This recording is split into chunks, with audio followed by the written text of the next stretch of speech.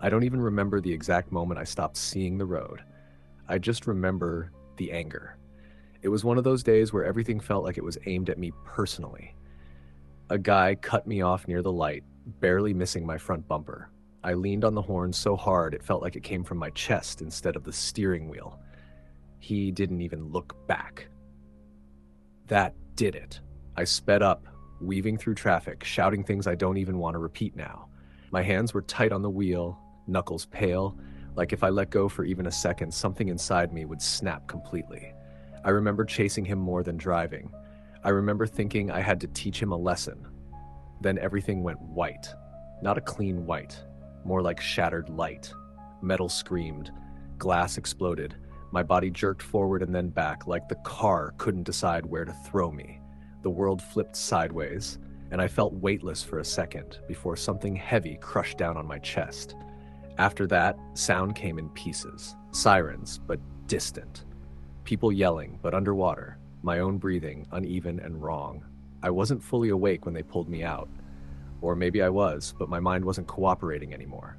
I remember being laid down somewhere cold. The pavement? A stretcher? I couldn't tell. Then the ambulance came. But something about it felt off. I couldn't explain it then. I still can't now. The inside was too dim, almost like the lights were there, but refusing to fully turn on. The paramedics didn't speak much. When they did, it sounded distorted, like the words were being chewed before they reached me.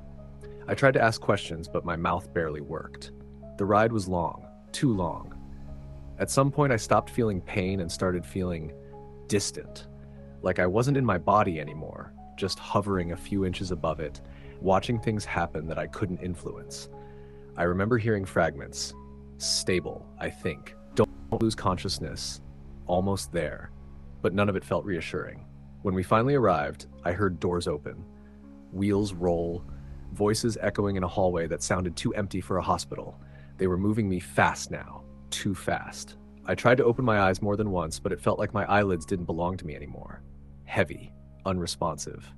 Then I heard something that made my stomach twist, even through the haze. A voice right beside me said, almost calmly, "Prep him. Not we'll help him. Not he's gonna be okay. Just prep him."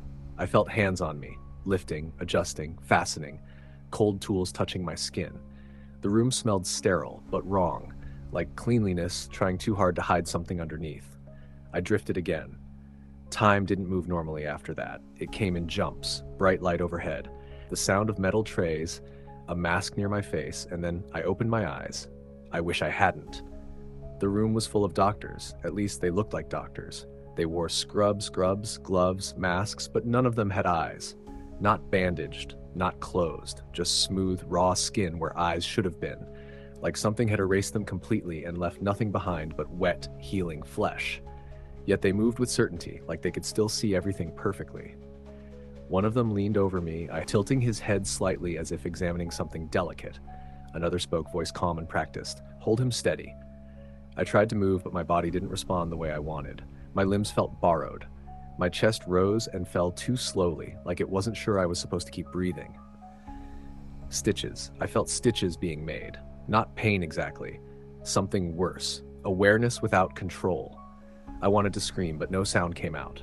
Just air. One of them turned toward another and said something I couldn't fully hear, only pieces of it slipping through the noise in my head. Damage is worse than expected. Still usable. Usable. That word stuck. I tried to look around again, forcing my vision to focus. The ceiling lights buzzed faintly. The walls seemed too far away, like the room was bigger than it should have been. And all of them, those eyeless faces, moving around me like I was just another object on a table. One of them paused, almost as if noticing I was awake. He leaned closer. No eyes, just that smooth, awful skin. And then he said softly, almost kindly, "Don't worry, we're going to put you back together." The last thing I remember is realizing I didn't know what back together meant in a place like this. And then everything started to fade again.